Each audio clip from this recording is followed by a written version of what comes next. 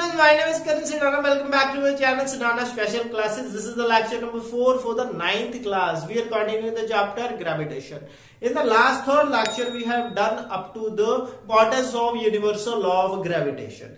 And in that lecture, we have done one numerical also, which is very important for the examination point of view as well.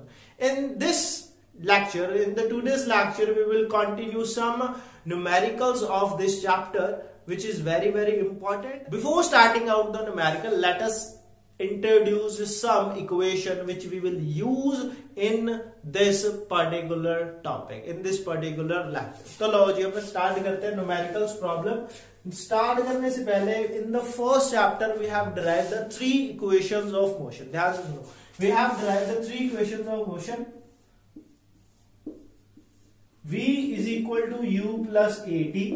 S is equal to ut plus half at square, and v square minus u square is equal to 2as. These are the three equations which we have derived in the first chapter. ठीक है जी, first chapter में ये वाली equation drive करी थी. Final velocity कुछ करी थी, initial velocity, acceleration, time and displacement या डिस्टेंस. ठीक है, ये वाले जो न्यूमेरिकल्स होंगे इन द ग्रेविटेशन चैप्टर, इसमें क्या होगा, कुछ ना कुछ चीजें, एनी ऑब्जेक्ट वो बोलेंगे कि उसको ऊपर उछाला गया है, या इट इज थ्रोन अपवर्ड और it is fallen in the downward direction. ठीक है, तो दो डायरेक्शंस दी होंगी, can take that according to the question. अब ध्यान से सुनो, अगर कभी भी क्वेश्चन में ऐसे बोला हो कि object is moving in the upward direction, ठीक है, तो अपने को पता है कि gravity is always acting in the downward direction, वो डाउनवर्ड होती है. ध्यान से सुनो, ग्रेविटी है जो, it is always in downward direction. ठीक है, डाउनवर्ड डायरेक्शन. अगर ये तो हमको पता है, ये तो आपने भेजे में डाल. अगर कुछ ऐसा बोला हो कि object is thrown vertically upward, ठीक है, अगर बोला हो वर्टिकली अपवर्ड्स, ठीक है, या तो बोल सकता है कि वर्टिकली अपवर्ड, या तो बोल सकता है वर्टिकली डाउनवर्ड्स. ठीक है, दोनों केसेस में आपको बस एक अच्छे से बात ध्यान रखनी है, what will be the value of acceleration.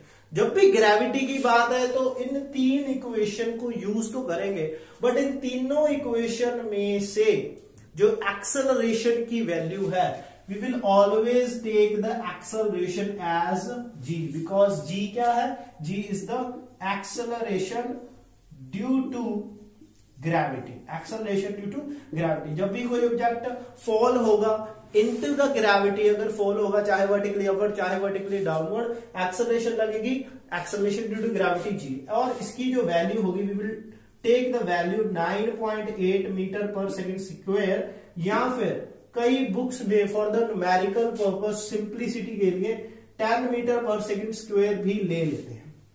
10 metre पर सेकेंड स्क्वायर भी ले लेते हैं. ठीक है, अगर दी हुई है value then well and good, अगर वैल्यू दी नहीं हुई यू ऑलवेज यूज 9.8, या क्वेश्चन को इजी करने के लिए you can also use 10. This can be given according to the question. ठीक है, एक तो आपको अच्छे से ये बात याद रखनी है कि जो ग्रेविटी की value, acceleration due to gravity की value, you have to take the value 9.8. ये तीन इक्वेशन यूज करनी है आपने फॉर सॉल्विंग द न्यूमेरिकल. अगर फोर्स की बात आ जाए या वेट की बात आ जाए, you will take this formula, F is equal to mg या F is equal to W is equal to mg. F means force, W is equal to weight, m is the mass and g for the acceleration due to gravity. और अपन ने क्या पढ़ा, universal law of gravitation में एक formula पढ़ा था, F is equal to capital G m1 m2 by r square. m1 m2 are the masses of the two object, r is the distance between the two mass, and the capital G क्या, it is the universal gravitational constant. और जो universal gravitational constant है G, उसकी वैल्यू है 6.67 into 10 raised to power minus 11 newton metre square पर kg square. This is the value of universal gravitational constant. ठीक है, अब ध्यान से सुनो ये दोनों बातें. अगर क्वेश्चन में बोला हो कि ऑब्जेक्ट वर्टिकली अपवर्ड जा रहा है, इट इज अगेंस्ट ग्रेविटी. ठीक है, वर्टिकली अपवर्ड जा रहा है, इट इज अगेंस्ट ग्रेविटी. अगर अगेंस्ट ग्रेविटी हुई then you will take acceleration due to gravity in negative, वो आप नेगेटिव में लोगे। अगर वैल्यू दी गई सपोज 10 मीटर पर second square is the acceleration in the upward direction, तो आप लोगे -10 लेंगे, ठीक है। अगर वर्टिकली डाउनवर्ड दिया हो, vertically downward means in favour of gravity, in favour of gravity. अगर इन फेवर ऑफ ग्रेविटी हुआ then you will take g as a positive, small g you will take as a positive, +10 for the downward direction and -10 for the upward direction, ठीक है। This is you have to learn, अच्छे से ये बात याद रखनी, उसके बाद you will continue with the numericals, ठीक है। ये वाला हो गया जी। अब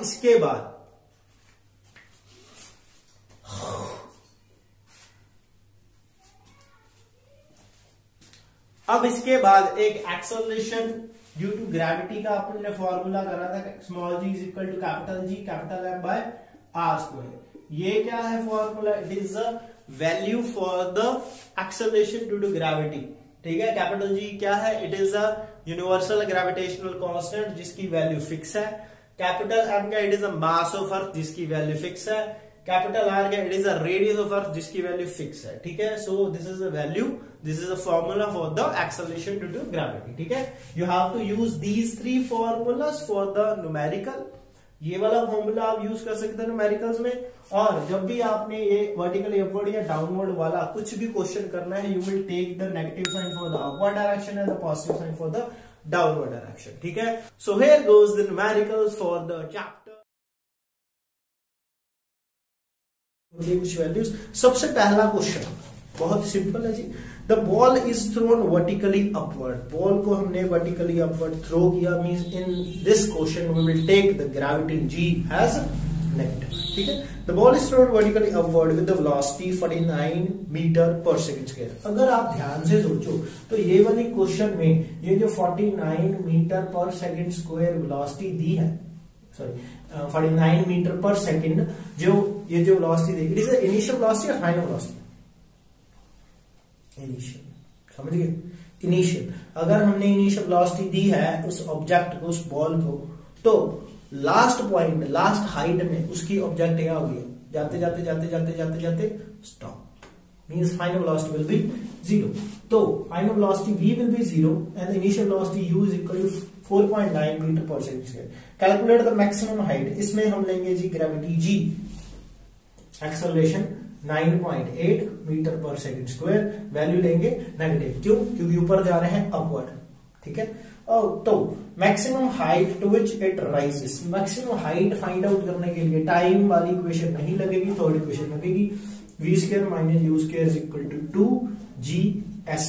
final velocity 0, 0 square 0, u square 49। करते क्या है? 49 इंटू 49 कर देते हैं, स्क्वायर नहीं करते, ठीक है। आपको पता लग जाएगा cube. 2 into 9.8 into distance which is the height, s negative sign क्योंकि हमने अब बढ़ गए हैं, तो 49 into 49 डिवाइड बाय 2 into 9.8। 9.8 को मैं क्या करता हूँ? 98 into 10 कर देता हूँ, ठीक है, into s, ठीक है जी, हो गया।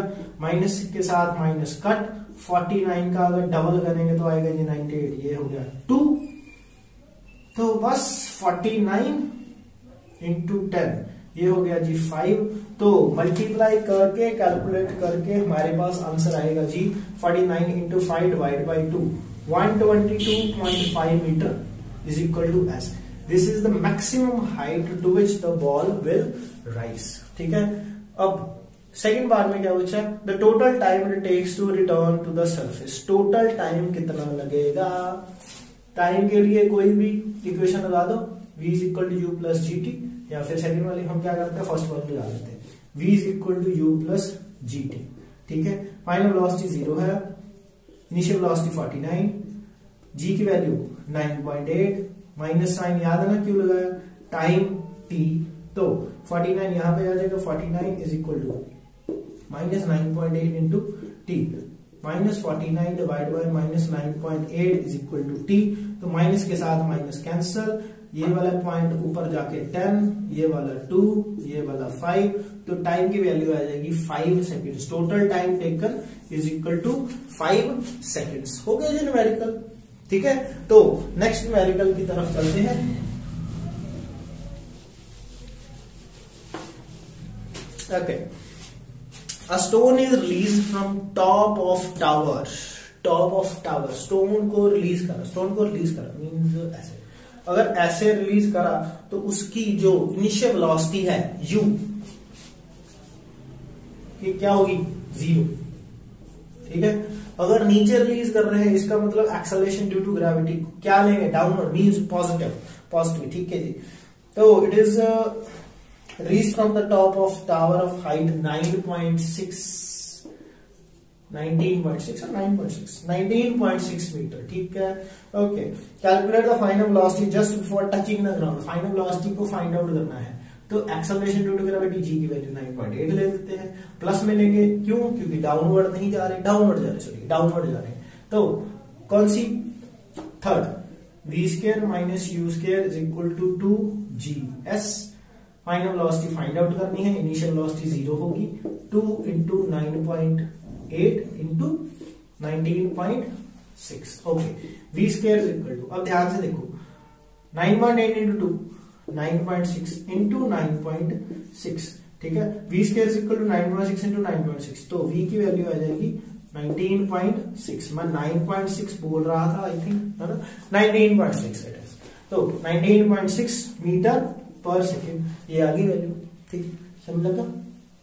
Okay, next the stone. अब ये आ रही है स्टोन वाली, आ रहे हैं स्टोन वर्टिकली, कभी अपवर्ड कभी downward. Stone is thrown vertically upward. ये कर देते हैं। Stone is thrown vertically upward with an initial velocity 40 meter per second. Okay, u is equal to 40 meter per second. Final velocity पता है, ultimately 0 पे ही होगी। And taking g is equal to, okay, हमने इसमें g लेनी है 10 meter per second square ले लेते हैं। Find the maximum height reached by the stone. Okay, और क्या पूछा है, what is the net displacement and the total distance covered by the stone. अब ध्यान से सुनना, नेट डिस्प्लेसमेंट का मतलब क्या होगा, अगर हमने ऑब्जेक्ट को ऊपर थ्रो किया, अल्टीमेटली वो रेस्ट पे आया और उसके बाद वो आएगा नीचे, means total displacement initial and the final point will be down. ठीक है, ऊपर के नीचे मींस डिस्प्लेसमेंट तो होगी 0। ये डिस्प्लेसमेंट का आंसर तो सिंपल ही है 0। और डिस्टेंस कितना कवर होगा, देखो, ये वाला डिस्टेंस d, ये वाला डिस्टेंस ये भी d, मींस d और d 2d, मींस एक डिस्टेंस फाइंड आउट करो, उसको डबल कर दो, it is the total distance covered by that stone. ठीक है, समझ लगा। ओके, थर्ड इक्वेशन लगेगी, यार सभी में थर्ड इक्वेशन ही लग रही है। चलो, 0 minus 40 into 40 is equal to 2 into 10 into S. Vertically upward जा रहे हैं इसलिए नेगेटिव साइन, 40 इंटू 40 नेगेटिव, ये वाला नीचे आएगा, 2 into 10 is equal to S. ठीक है, एक 0 के साथ 0 कट, माइनस के साथ माइनस कट, 2 के साथ 4 cut, 80 metre is equal to S. This is the one way, एक वे है, मींस 80 मीटर आ रही है डिस्टेंस इन वन डायरेक्शन। अगर नीचे आएगा उतना ही डिस्टेंस होगा, तो total distance will be 160 metre, 160 metre का टोटल डिस्टेंस आ जाएगा। ठीक है, अब नेक्स्ट क्वेश्चन करने जा रहे हैं। बस लास्ट क्वेश्चन की स्टेटमेंट सुनो कि अगर सपोज करें कि हमारा mass, an object has a mass m, ठीक है, कितना मास है, सपोज करते हैं कि हमारा मास है जी 40 kg। ठीक है, 40 kg ऑन अर्थ, और मास एक ऐसी चीज है जो कभी भी चेंज नहीं हो सकती। ठीक है, अगर 40 kg अर्थ पे होगा, स्पेस में चले जाए तब भी 40 kg, अगर मून पे चले जाए तब भी 40 kg। I am talking about the mass, not the weight. ठीक है, और gravity on the earth will be, suppose करते हैं कि 10 है, 10 मीटर पर सेकेंड स्क्वायर, तो वेट कितना होगा। ठीक है, I am talking about the weight, W is equal to m into g is equal to 40 into 10 is equal to 400 newton. ये सिर्फ वो वाला वेट है, जो फोर्स है जो हम नीचे लगा रहे हैं। ठीक है, घबरा मत जाना यार हम 400 किलो के हो गए, no you are of the 40 kg, ठीक है। अब weight is equal to 400 newton on the earth, if I am taking you to the moon, ये बंदा जिसका वेट जिसका मास 40 kg है, अब इसको मून पे ले गए, वहां पर मून के ऊपर जो gravity it is 1/6 of that of earth, ठीक है।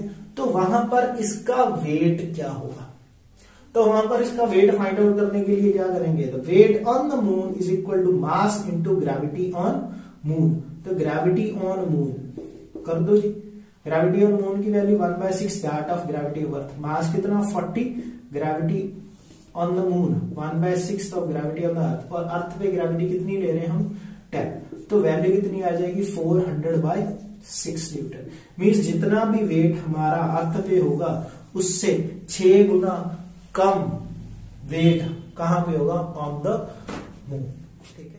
So that's it for today guys, जो भी न्यूमेरिकल्स करवाए गए हैं प्लीज उसको अपनी नोटबुक के ऊपर अच्छे से नोट डाउन कर लेना, अगर कोई भी डाउट हो, अगर कोई भी आपको लगता है कि मैंने गलती करी है then you can comment down below straight, don't worry, वैसे तो गलती नहीं हुई है बट अगर आपको लगे if is there any mistake you can comment down below, ठीक है जी।